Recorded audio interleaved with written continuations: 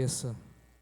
Senhor, nosso Deus, nosso Pai, te louvamos por sua misericórdia, por sua bondade. Te pedimos, ó Deus, para que o Senhor conduza o teu servo, o teu filho. Cremos que o Senhor já falaste ao coração dele aquilo que precisamos ouvir da sua parte nessa noite.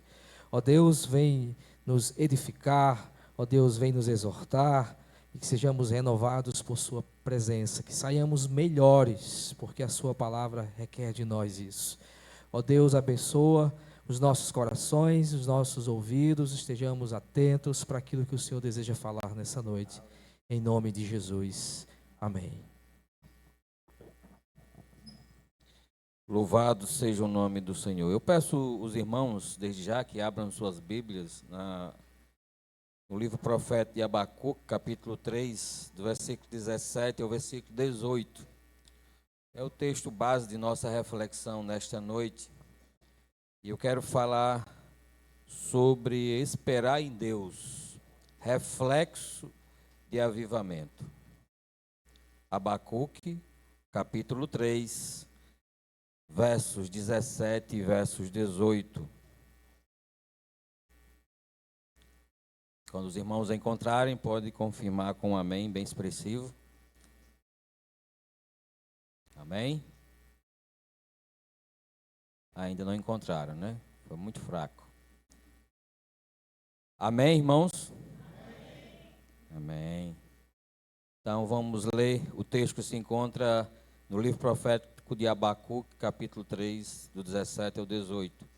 Ainda que a figueira não floresça, nem haja fruto na vide, o produto da oliveira minta, e o campo não produza mantimento, as ovelhas sejam arrebatadas do aprisco, e nos currais não haja gado. Todavia eu me alegro no Senhor, exulto no Deus da minha salvação. Amados irmãos, nós ouvimos muito falar sobre avivamento no meio evangélico. E o que é avivamento? É uma prática evidente de piedade e consagração ao nosso Deus, ou seja, é bem visto no meio de uma comunidade o que é avivamento. Mas a gente às vezes concebe que avivamento é um ambiente de muito favorecimento de Deus ou que tudo esteja dando certo. E o profeta aqui vai nos mostrar que esse avivamento não é assim, né? Avivamento é uma disposição pessoal, exclusiva de cada um de nós, que compomos uma coletividade, a qual busca o mesmo propósito, a qual busca unidade na pessoa bendita do nosso Senhor Jesus Cristo. É Ele quem nos dá estabilidade. Todo mundo está caindo, a guerra zoando ao nosso redor. Mas a nossa estabilidade está em Cristo Jesus, nosso Senhor. No mínimo deve estar para quem é cristão. Avivamento não se caracteriza factualmente em um ambiente de circunstâncias favoráveis. E a gente pode pegar aqui o próprio contexto de Abacuque. Abacuque era um profeta em Israel, que nesse contexto em que ele vivia, se levantou os caldeus, permitido por Deus, se interpuseram como um império, que originou o Império Babilônico, que levou Israel para ser cativo durante 70 anos em Babilônia. Agora olhe, Nabucodonosor não tinha nenhuma relação com o Deus verdadeiro, mas Deus usa ele como instrumento para corrigir o povo dele naquele contexto.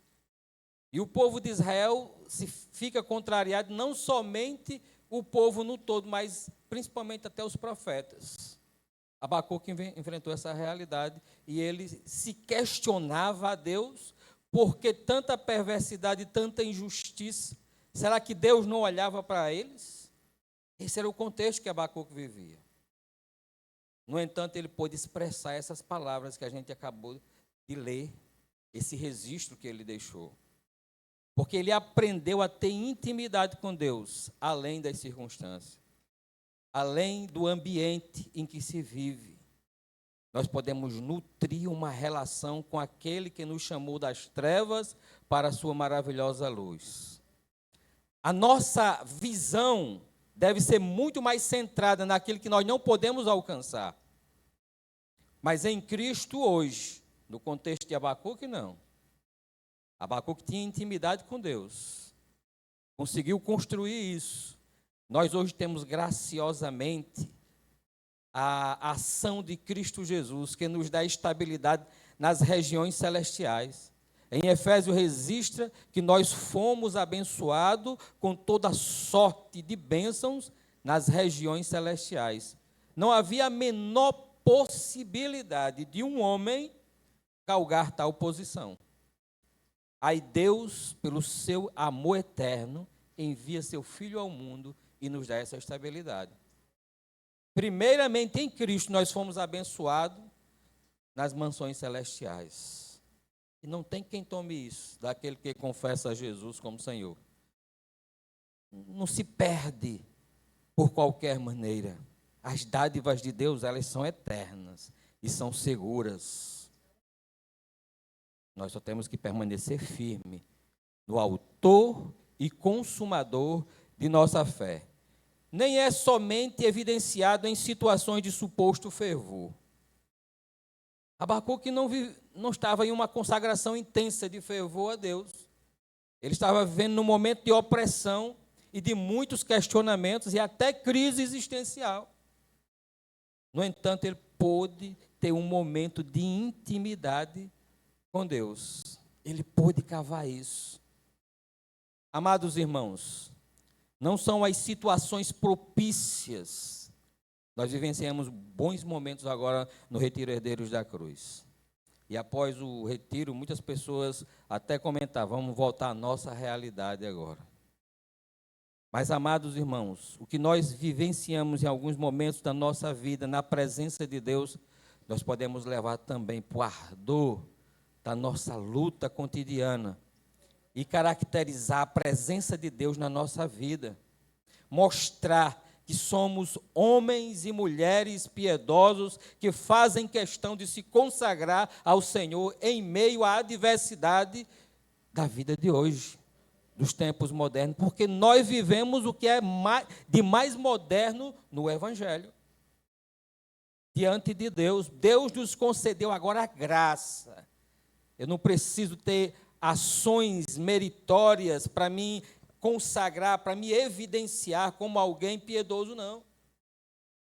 Eu preciso crer no autor e consumador da minha fé e começar a corrigir meus passos, de acordo com os passos de Jesus, imitando ele em toda a trajetória da minha vida.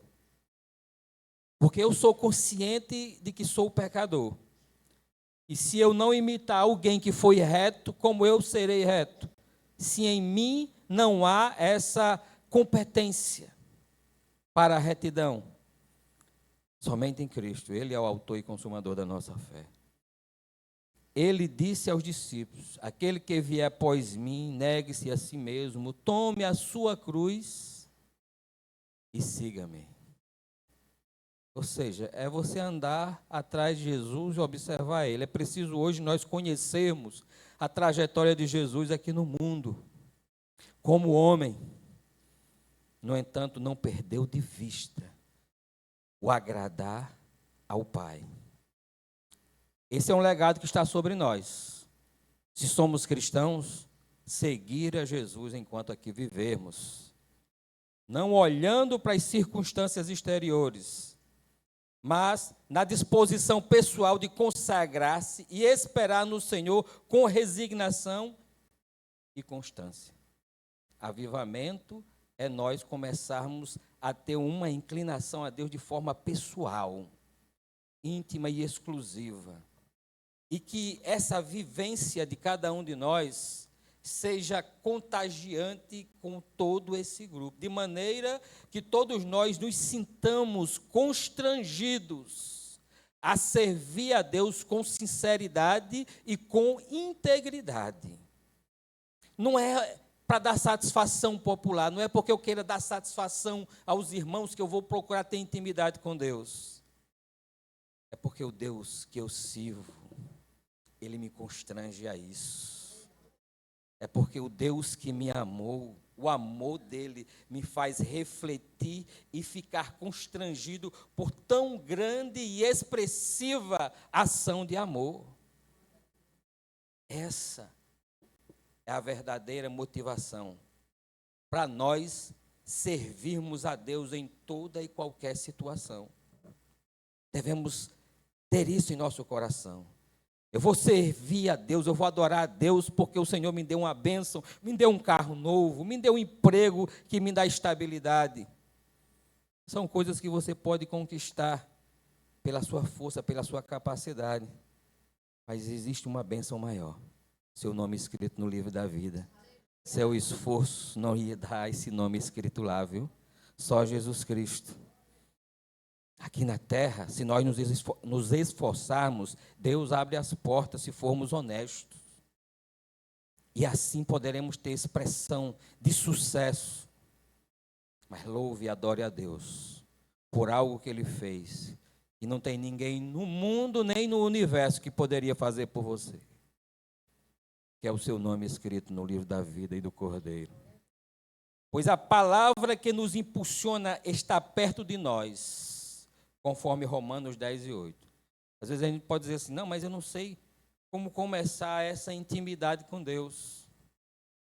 Paulo registrou uma coisa que também está escrito lá em Deuteronômio, no Velho Testamento, que diz o seguinte: porém o que se diz, a palavra está perto de ti, na tua boca e no teu coração. Isto é a palavra da fé que pregamos.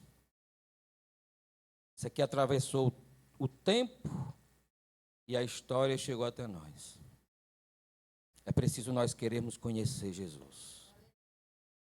É preciso nós querermos conhecer a história da redenção da humanidade. Porque Deus aprouve em seu coração em tempos eternos. E quando eu falo tempos eternos, antes que o mundo viesse a existir, Deus, em seu coração, já projetou a redenção da humanidade, separando Cristo como sacrifício vicário por toda a humanidade, em toda a história. Jesus pagou o preço do meu, do seu pecado e de todos aqueles que viveram antes dele, e que foi fiel à aliança com Deus, também foram justificados no sacrifício do Senhor Jesus Cristo. Amados, a grandeza de Deus não tem como a gente dimensionar, medir, fazer uma escala. Deus é rico em misericórdia para nos alcançar e nos dar estabilidade. E assim, amados, começarmos a empreender em uma vida de piedade e consagração a Deus, a Ele, sabendo que Ele é o provedor de todas as coisas. Ele vai prover as nossas necessidades. Eu digo isso porque eu não cria. Eu confiava mais em uma caçamba do que em Deus.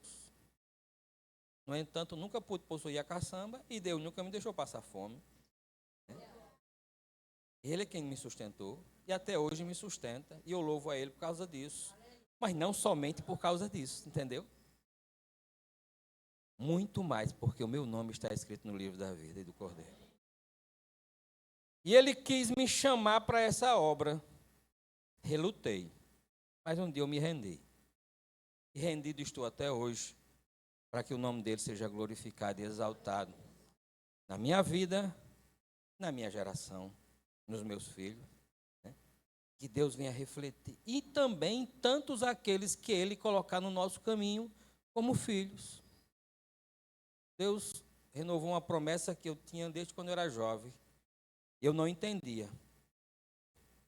Deus dizia assim: dar-te-ei as nações por herança. Eu disse: eu vou ser governador, presidente, alguma coisa? Me faz entender isso, Senhor. Eu não tenho vocação para a política. E aí o Senhor, nós podemos ser pai de nações ensinando vidas. A gente não sabe diante de quem nós estamos.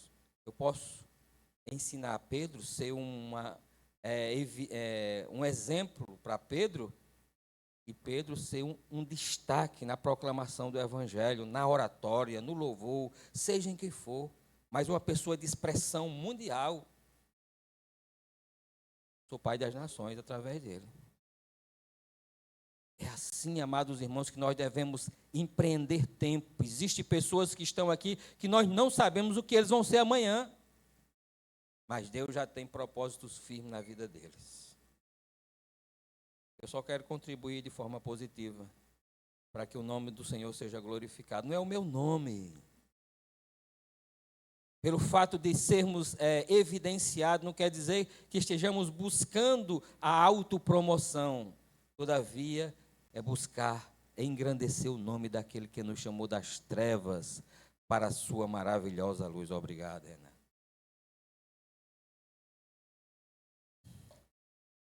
Então, amados irmãos, devemos viver o avivamento nos dias de extrema adversidade. Eu fui cortar o cabelo uma vez com um jovem e ele perguntou: pastor, qual foi o melhor momento da sua vida? Diga aí quando foi e como foi para mim. Aí eu olhei para ele cortando o cabelo e falei: é agora. Onde eu posso dar para você a justificação do meu sentimento piedoso, da minha dedicação a Deus. Porque se eu viver de saudosismo, as minhas experiências vão estar só no passado. Mas se eu começar a nutrir experiências com Deus todos os dias e testemunhar da glória dele na minha vida, eu estou vivendo o melhor de Deus no dia de hoje, no tempo de hoje. E ele disse: pastor, eu posso escrever isso? Eu disse: pode, não é meu, é da palavra.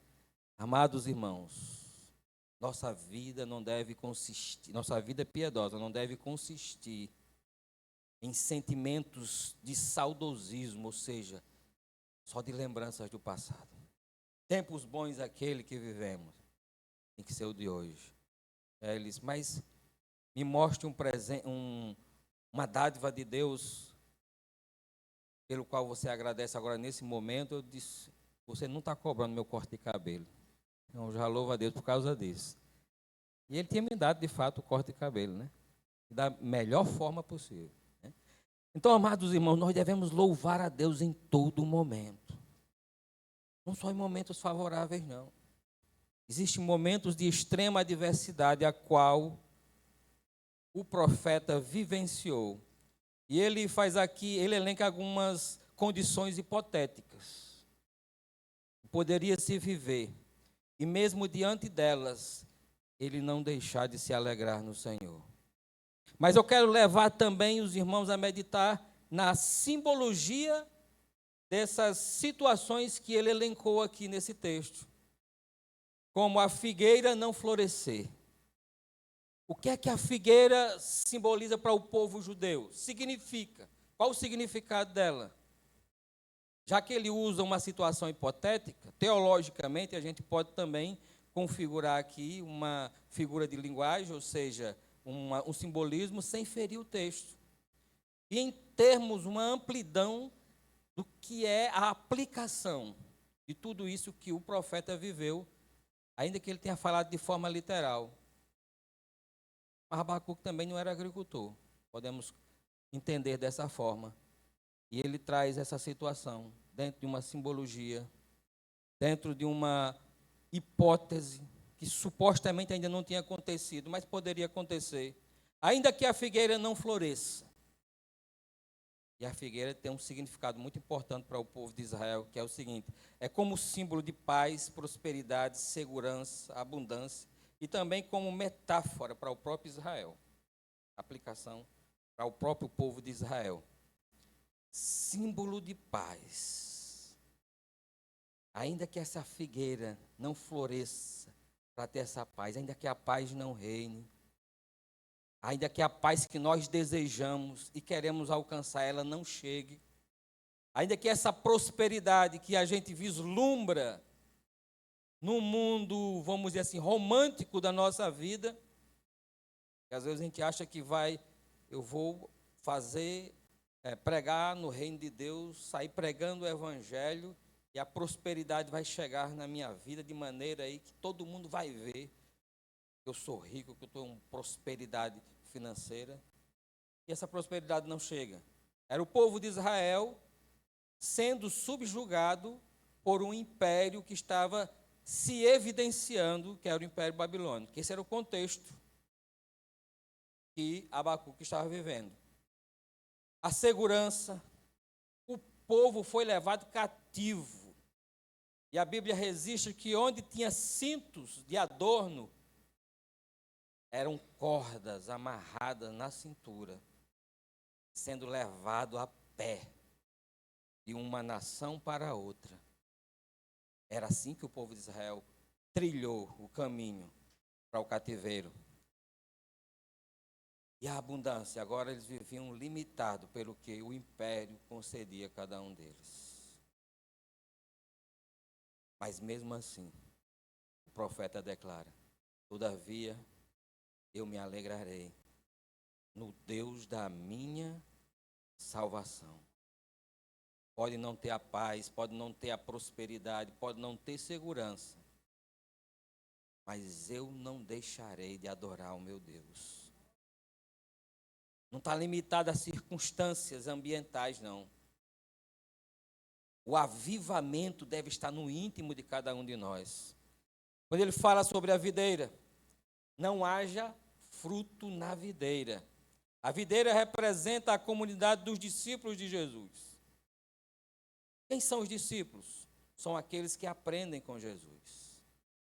Ainda que não haja fruto nesse povo, nesses que aprendem com o Senhor Jesus. E o que é o fruto? Eu falei lá no retiro, uma experiência que eu tive, eu fui para uma reunião de obreiros em São Paulo, Potengi, e teve lá um evangelista que ele declarou que toda a família dele era crente hoje. A maioria não estava na Igreja de Cristo, mas todos se converteram observando uma família de um dos fundadores da Igreja de Cristo. E todos hoje são crentes. E essa família desse fundador da Igreja de Cristo nunca evangelizou eles. Eles somente observaram. Esses discípulos de Jesus deram fruto. E deram fruto sem palavras, viu, irmãos? Nós cristãos devemos frutificar com nossas ações. O nosso testemunho fala sem palavras. Evidencia a glória do Senhor nosso Deus. E hoje, ele é evangelista e toda a família professa o nome do Senhor Jesus Cristo. É fácil glorificar num momento glorioso como esse. Mas quando não existe, ainda que a videira não floresça, é representatividade do povo, dos discípulos de Jesus. A videira representa a união com Jesus, que é o resultado de uma contínua comunhão. Quando essa comunhão deixa de existir, a Bíblia registra que por se multiplicar a iniquidade no mundo, o amor de muitos esfriará. Amados irmãos, nós devemos estar muito arraigados no Senhor. Buscar constantemente estar intimamente ligado a Ele. Que ainda que a frieza se espalhe, todavia eu me alegrarei no Deus de minha salvação. E nós temos essa convicção cravada em nossos corações. A videira representa frutificação e reprodução do caráter de Cristo no crente. Nós temos visto a imagem de Cristo nos nossos irmãos, na maneira de agir, comportar, no falar. Tem muitos crentes que têm um linguajar de um cristão.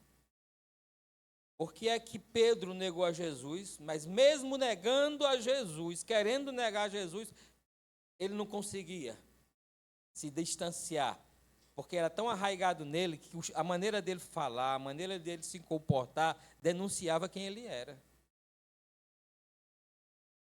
Nós temos que ser essas pessoas. Pessoas que introjetem no seu caráter, no seu jeito de ser, comportamentos que evidenciem que eu sou de Jesus. Eu sou cristão. Ainda que eu não fale, mas a maneira de se relacionar, de se comportar, venha nos denunciar que somos de Cristo. E quando alguém vier dizer, você se parece com um cristão, aí você não vai fazer como Pedro, sou mesmo, sou cristão, buscando a perfeição. Porque essa é a nossa caminhada. Enquanto aqui vivemos, vamos precisar de aperfeiçoar os nossos passos e nos fortalecermos no Cristo, o Messias, ou ungido, enviado por Deus a este mundo. Qual foi o propósito da vinda de Cristo ao mundo? Pagar o preço do meu e do seu pecado. Evidenciar a glória de Deus pela revelação do amor de Deus na terra, porque se nós conhecemos algo sobre amor, é porque Cristo nos revelou. Sem a revelação e a expressão de amor que Ele deixou na terra, nós não saberíamos amar. Poderíamos ter afeto. Porque amor nem sempre é algo espontâneo. Estou falando amor para aquele que não é sangue. Para quem é mãe aqui, quando olha para o filho, já se derrete todo, né? E o filho nos chama, nos dá esse atrativo. Berg chegou aqui, a menina dele vinha correndo, quando ele viu, ele já foi abrindo um sorriso, ela abraçou ele já se derreteu todinho. Porque esse amor é fácil. Mas você olhar para alguém que você não conhece pela primeira vez, tem pessoas que a gente olha pela primeira vez já tem vontade de esmurrar ele. Imagine quem faz raiva a você. Amar é a gente também sacrificar. Amar é a gente querer. Amar é a gente expressar a vontade de Deus na nossa vida, a serviço do outro, para que o outro conheça a vontade de Deus. E ele fala sobre a oliveira também. O produto da oliveira é minta. Mas o que é que significa a oliveira para o povo judeu, para o povo hebreu, para o povo de Israel, que nos deixou esse conteúdo? A oliveira é simbolizada pelo óleo extraído do seu fruto. E esse óleo ele tem várias escalas. A primeira prensa tem um óleo mais puro. E aí, à medida que vai prensando, vai saindo uma qualificação de óleo. Também simboliza aqueles que vão ser prensados por Deus, provados por Deus em algumas situações. E nós temos que suportar o ardor da aprovação para ser aprovado para um novo estágio da nossa vida espiritual. A oliveira é comparada ao cristão por suas raízes profundas e longa vida. A oliveira é um símbolo de fidelidade e obediência a Deus. A oliveira é um símbolo de que os dias do povo de Deus serão como os dias da árvore, longos, de longevidade. Mas se o produto mentir e nada disso for alcançado, ainda assim eu me alegrarei no Deus de minha salvação. É o que o profeta afirma. Ainda que nada disso venha ter expressividade em nossas vidas. Moisés, ele não negou a Deus, porque não pôde entrar na terra prometida. E foi o próprio Deus que disse que ele não ia entrar. Ele ia libertar o povo e ia entrar, mas por uma situação na caminhada, na trajetória, Deus disse que ele não ia entrar mais. E ele não se revoltou. Todavia, eu me alegrarei no Deus de minha salvação. Amados irmãos, a nossa disposição seja sempre de adorar a Deus, em meio às mais extremas adversidades. Ele fala também dos campos. E agora ele fala de uma forma literal. Se os campos deixarem de produzir o mantimento, tanto para o homem como para o animal, ainda assim eu me alegrarei no Deus de minha salvação. E continue: as ovelhas sejam arrebatadas do aprisco, sejam roubadas. E às vezes nós, não, eu sou crente, sou servo de Deus, fiel, porque é que Deus permitiu roubarem meu carro, roubarem isso, roubarem aquilo? Ainda assim eu me alegrarei no Deus de minha salvação. É isso que o profeta está nos ensinando, está mostrando. Não haja gado nos currais, onde se cuide ela deles como alimento, como força de tração para aquele contexto. Ainda assim, eu me alegrarei no Deus de minha salvação. Aqui, amados irmãos, a gente vê que avivamento é esperar tão somente no Senhor e não desanimar em meio às circunstâncias e adversidades que supostamente enfrentaremos, sabendo que a nossa maior riqueza, amados irmãos, não é as coisas materiais, não é o que nós vivemos aqui. Mas Paulo, ele escreve algo aqui em Romanos que eu acho interessante e quero encerrar essa ministração com essas frases do apóstolo Paulo, que são instrutivas e confortantes para todos nós, em Romanos capítulo 8, do 37 ao 39, que diz o seguinte: em todas estas coisas, porém, somos mais que vencedores, por meio daquele que nos amou. Jesus nos amou.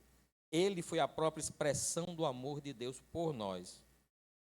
Porque eu estou bem certo de que nem a morte, nem a vida, nem os anjos, nem os principados, nem as coisas do presente, nem do porvir, nem os poderes, nem a altura, nem a profundidade, nem qualquer outra criatura poderá nos separar do amor de Deus que está em Cristo Jesus, nosso Senhor.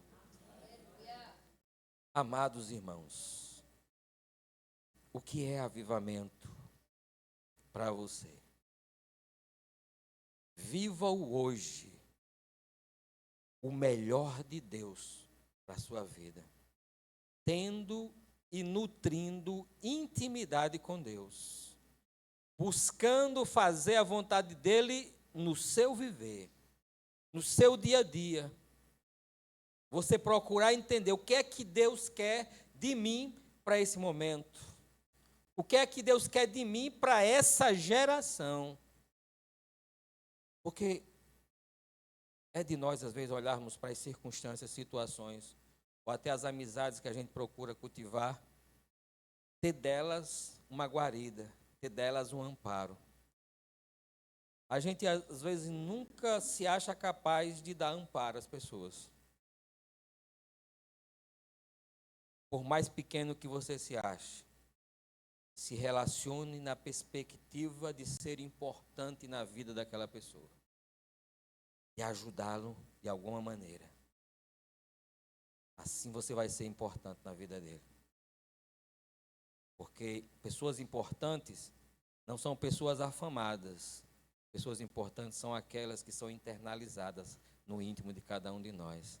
Porque prestaram serviço de importância na nossa caminhada, na nossa trajetória. Que nós possamos ser pessoas dessa forma. Pessoas que sejam internalizadas por outras e tragam à memória o seu nome, a sua pessoa, até em momentos que você nem sabe, pelo serviço que um dia você prestou a ela. Isso é o que a igreja deve fazer. Essa é a nossa missão quanto igreja do Senhor Jesus Cristo.